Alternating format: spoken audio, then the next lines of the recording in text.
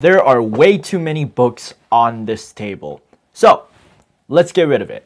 The constant need to read comes at a cost in which many of us bear. Many of us want to read simply for educating ourselves, learning about a story we never thought was possible, reading an anticipated book to one of your favorite novels, and so on. There are many factors into the idea of reading, and for that reason, many of us choose to be readers one way or another. The issue is, I guarantee many of you, including myself, struggle with the idea of becoming a better reader due to time management as well as other habits that distract us in the life we live. In this video, I'm going to discuss how to be a better reader faster. Not only how to retain that information much more smoothly, but also be able to enjoy the process without feeling like a Jimmy Neutron brain explosion. Hello. If you don't know me, my name is Arnel Arcega. I'm one of the healthiest authors and writers on this platform. As such, I educate people on how to read and write so that they can not only improve their language and literature, but become better readers and writers in the long run. If you want to personally help me out, then check out my Instagram down the link in the description so I can help you write your own book. For now, I want to discuss a social experiment that I've personally done these past 2 days, discuss what I've learned about reading and how this angle I want you to think about in terms of reading a book can make you a better reader in the long run. In the past 2 days of my life, I have read Michael Crichton's The Lost World, the anticipated sequel to Jurassic Park. Many of you know this story. Many of you seen the movie, or many of you just know the story of Jurassic Park. To simply put, I love this book. This was a super entertaining read, but the best thing about it is that even though it's just a few pages, a hair bit shorter than the first Jurassic Park, this book took me only 2 days to finish. I'm not exaggerating when I say I spent the past 8 hours of my life reading this 400-page beast, and I was able to finish it in one way or another. This was a weird direction I took because usually whenever I read a story, I often ignore those short periods. What I do is I take my time with it. Take, for instance, we take a book like Writing Tools, which is a different case entirely in terms of fiction, nonfiction, but it works with the angle I want you to consider about reading. When we often read books, we are asked to take notes. Either that or have this desire to memorize everything we can. With a book like Writing Tools, I actively spent my time writing my notes in something like a journal here. I spent days on it, and when I physically wrote down every single piece of information that I learned about it, I became a much healthier and more ambitious writer thanks to it. In the case of The Lost World, however, it made me open up my eyes on the difference between fiction and nonfiction and how that impacts your reading. Many people just say read a book, but they aren't specific on what kind of book you are reading. This can even fit with poetry, but we'll discuss that later. For now, the angle I want you to consider is how you take in the information of fiction and nonfiction. Whenever I read a nonfiction piece, I want to take my time with it. And yet with fiction, it's a completely different story. Even though I just finished this book mere hours ago, reflecting on it, walking with it, and meditating on it not only made me realize all the amazing messages this book entails, but also the dramatic entertainment that comes with it. It's one of my favorite novels in recent memory, and that's certainly biased speaking, but it's because of how this push got me to being a reader. In my earlier videos, I've explained that I've fallen off of reading. It's been one habit that I feel tons of regret for. I don't enjoy being able to fall off this reading trend since it's what I base this channel off of. With my ability to read, I become a better writer, and vice versa. Being able to be a better writer along with being able to take in all kinds of information, whether it's stuff I actively learn or not, makes me understand books way more. In the case of schools, we are taught to take notes on every single piece of writing. Think about this creative, dense way of reading, but it often distracts us, at least for me. When I am reading, I often feel this push, this heaviness to take notes, take my time with it, and enjoy the process. But when I thought about that, when I actively wanted to slow down and read about books, I wanted to not only get it done, but get it done fast. And the issue is, many of us are reading too slow. This might be a huge controversial take, arguably one of the weirdest things I've thought about, but consider this perspective just for a second. When I recite my information, whether it's through school, whether it's through any kind of piece of information, I often don't write it down. I do write what I care about, but in the case of books, unless it's nonfiction, I actively don't write it down. In the past, in 2024, I used to write down all the things I had with books I had. Let me see if I can pull up a page. There's this story called Lazy City by Rachel Connelly. One of the books I had a lot of mixed opinions on, and I wrote a whole paragraph on the back of this, along with a score. Over time, however, I realized doing this with things such as fictional stories doesn't elevate what I'm learning. It's not making me realize the true message of it and how that matters. Books like Lazy City, The Lost World, and even cases of some of my personal favorite stories out there, like It's Kind of a Funny Story, made me understand that literature, by all forms, is supposed to be taken seriously.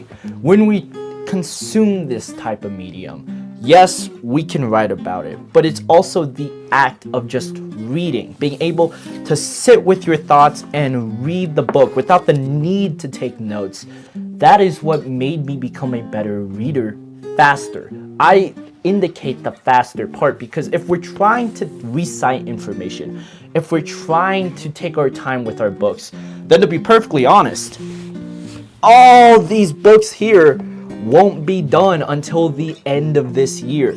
And I'm not willing to make that same mistake I did last year, in which I consumed books but not really sat with them. I never appreciated the craft because I'm so distracted writing it one way or writing it the other way. You can argue with that thought and say writing can and will help you with your books. And that is true to an extent, and that comes in the form of nonfiction. As I brought up with writing tools, being able to consume media and write about it. That is what matters, especially when you're trying to recite important ideas. But in the case of books, like these fictional stories, they tell their story in a manner that is right to consume just as a book. I don't want to write a whole essay discussing the entirety of The Catcher in the Rye. That is not what I want to do. If I want to become a better reader faster, then it's the act of reading the book. You're not drawing the characters, you're not writing random things about it. While that gives you a better comprehension of the book, if you want to be a better reader, you have to enjoy the process of reading. It was a weird thought I had a couple months ago in which I went back and re-listened to all the audiobooks of Harry Potter. And when I got to Goblet of Fire, I really thought about how when I was younger, I was able to read this 700-page Goliath. I don't know how I did it, but I still remember the story. I think it's so much better than the movie, and there's many key moments that I'm able to recite and explain to this day. Easily my favorite ending to a Harry Potter book. Now that may not make sense for those who don't consume Harry Potter media, but in the case of just reading, it was me being present. That's what it was all about.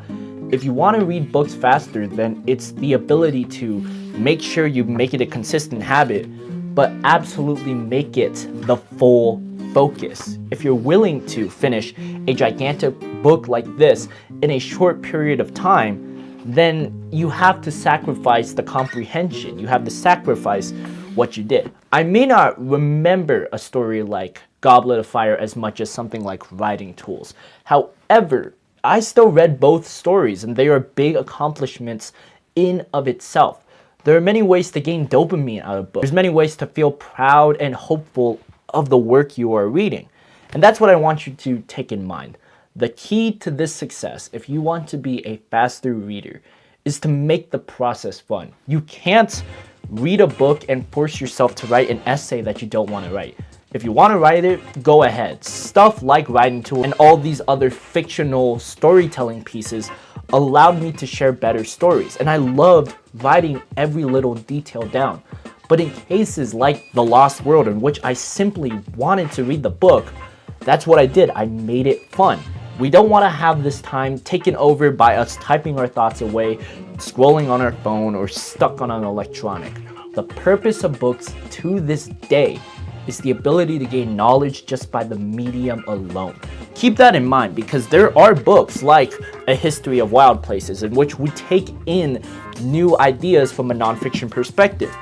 However, there are also stuff that I never knew. I got this book called Desert Star by Michael Connelly over Christmas, and I'm curious what it is. It's a unique crime drama that I haven't heard about, and that makes me super excited. All in all, when you consider how you consume your books, whether you are a reader, writer, both, or the average kind of person, you want to be able to sit down with your thoughts and enjoy the process. Be able to slow down with books, but not literally slow down. If you want to become a better reader faster, then you have to speed up the process. Every word in a book matters. At the same time, every detail is irrelevant. It's about what you find meaningful. And if you're willing to find meaning in a book that often people push to the side, then that's the beauty of books, and that's what gives you real happiness and fulfillment. I know when I was consuming all the books in 2025, that helped me write one of the best stories ever, The Winning Complex. And I highly suggest that book if you are interested, which is down in the link of the description. When you consider how books are formed, the purpose of it, and the idea that you are consuming these kinds of stories, whether real or not, you feel something real inside of you. And that's what we want. We want you to enjoy the process of reading because it's fun, makes your life feel a lot more free and endless, and your creativity goes hundreds and hundreds of miles. So if you're willing to tell stories of all kinds, then I highly suggest you read books without the need to write about it. Instead, enjoy the process.